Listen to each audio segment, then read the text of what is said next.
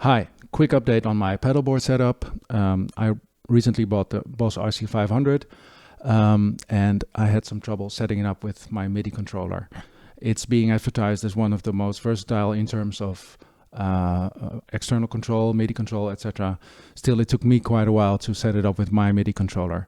I'm not using the Morningstar MC6 or MC8 like most of you do. I don't have space for that on my pedalboard, so I decided on the Disaster Area DMC3.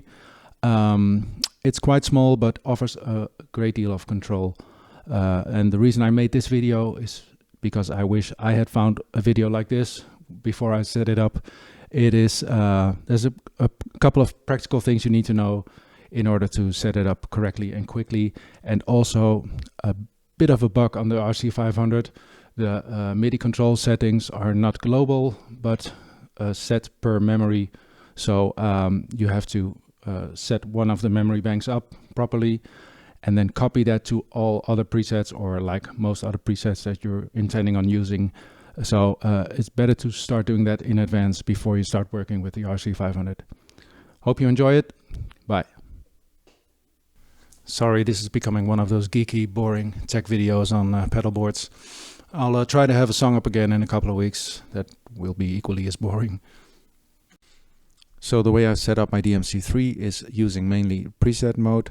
Of course, first you have to create those presets, choosing the devices from the device menu in the DMC3. It's quite up to date, so most of the current popular pedals are in there. HX-Stomp and Source Audio C4 in my case. The way you set up your presets is by choosing the proper presets in the devices in scroll mode and then saving those settings under the desired preset in the DMC3. After you've done that, you can change the scroll setting to none of the devices, so it will be skipped in the menu. I should also mention that I use the normal MIDI out to control the HX-Stomp. I use the USB out to control the C4, and I'm using the multi-jack out to control the RC-500. You will need to set up the multi-jack output properly first. It's well described in the manual. So when all that's done, we can start setting up the util or utility mode by pressing both buttons on powering up. We will enter the setup mode and we can scroll to util. First we switch that to on, and then we go to the different settings. There are 4 possibilities. A short press on the left, which is called L. A long press on the left button, it's called A.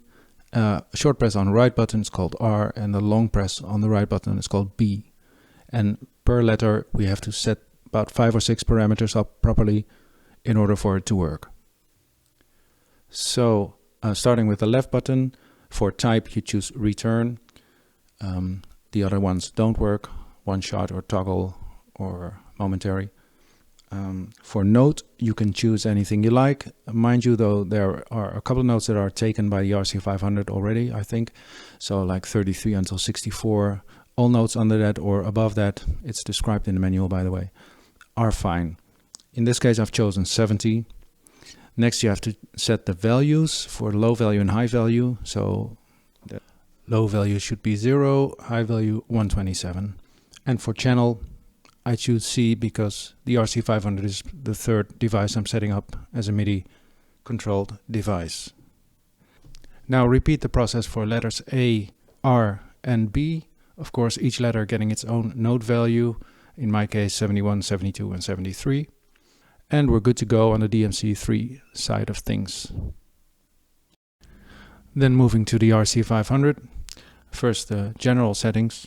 If you press menu and go to the MIDI setup, the main things are the first one that you set the channel to 3, and the other one is the second one, turn off the omni function, in which case it listens to all channels and you want it to only respond to channel 3. Then there's all the settings per memory. Strangely enough, these MIDI settings are not global, so you need to set them up per memory. In my case, most important functions were memory up, memory down. Pretty useless because as soon as you've moved down one memory, the MIDI settings are not set there, so you cannot move back up again. something I hope BOSS will change in their firmware in the future. When you open the memory menu and navigate to the assign one, first we have to turn it on. Then we move to the source, which can be one of the foot switches or external foot switches, whatever you choose. And then if you scroll further to the right, you will see the CC numbers. Choose the first one that you've chosen in the DMC3, so in my case 70. The next step you can skip, it doesn't really matter that much the mode. And then the next step, if you go one further to the right, you can choose the target. It takes a bit of scrolling to choose the proper one. It's one of the last ones, in my case the memory decrease. If you press the scrolling wheel while turning it, it goes a lot faster. After you've worked out what functions you want to choose, repeat the process for assign 2, 3 and 4. In my case I've chosen memory decrease, memory increase and rhythm, stop and start. For the latter you can use rhythm P/S. It saves you a button. You don't need to dedicate one to play and another one to stop.